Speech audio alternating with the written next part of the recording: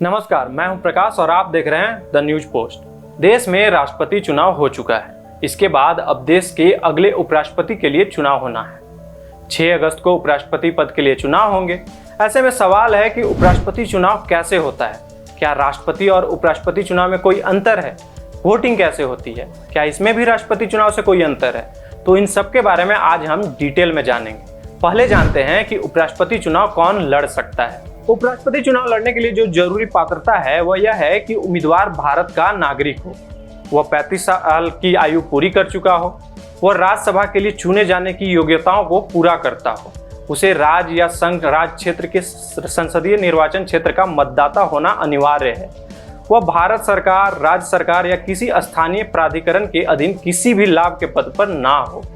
उम्मीदवार संसद के किसी सदन का या किसी राज्य के विधानमंडल के किसी सदन का सदस्य नहीं होना चाहिए।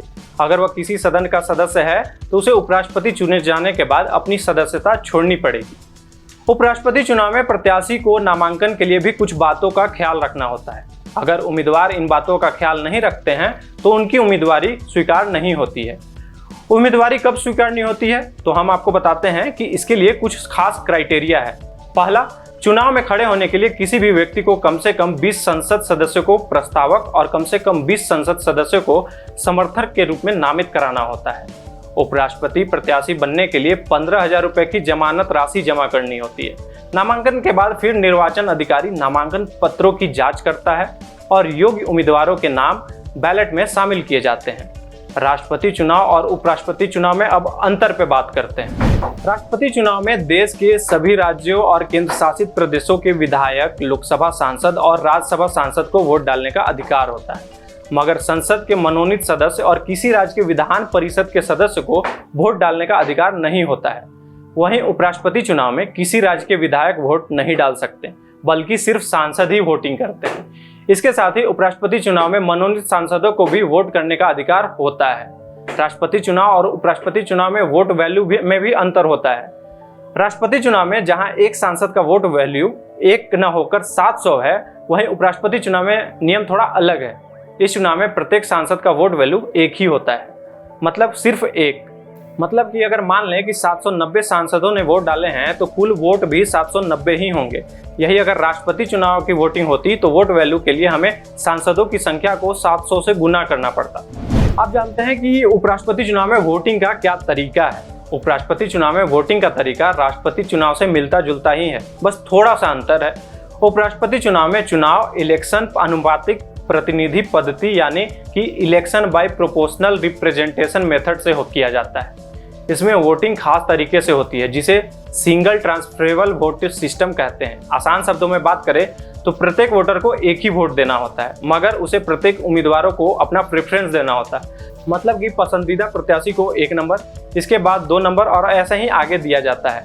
विजय उम्मीदवार को जीतने के लिए जरूरी वोट यानी कोटा, जिसके हम पहली प्राथमिकता वाले वोट को 2 से डिवाइड करके 1 जोड़ते हैं तो वो कोटा कहलाता है। इसके लिए पहले यह देखा जाता है कि सभी उम्मीदवारों को पहले प्राथमिकता वाले कितने वोट मिले।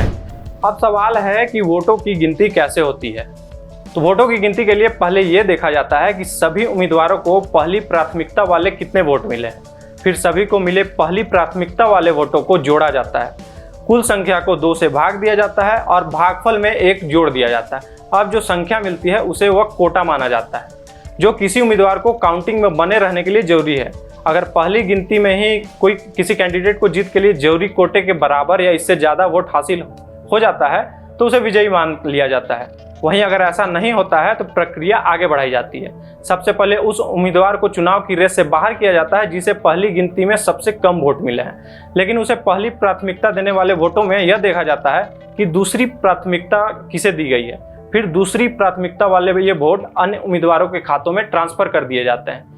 इन वोटों को मिल जाने के बाद अगर किसी उम्मीदवार को मत कोटे वाली संख्या के बराबर या उससे ज़्यादा मिल जाता है तो उस उम्मीदवार को घोषित कर दिया जाता है, उस उम्मीदवार को विजयी घोषित कर दिया जाता है।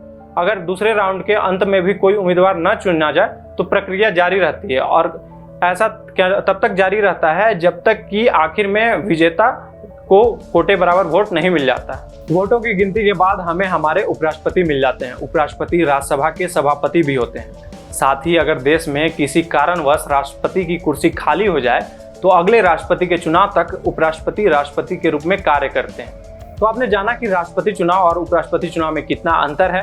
ऐसे ही और भी जानकारी के लिए हमारे चैनल को सब्सक्राइब करें। धन्यवाद।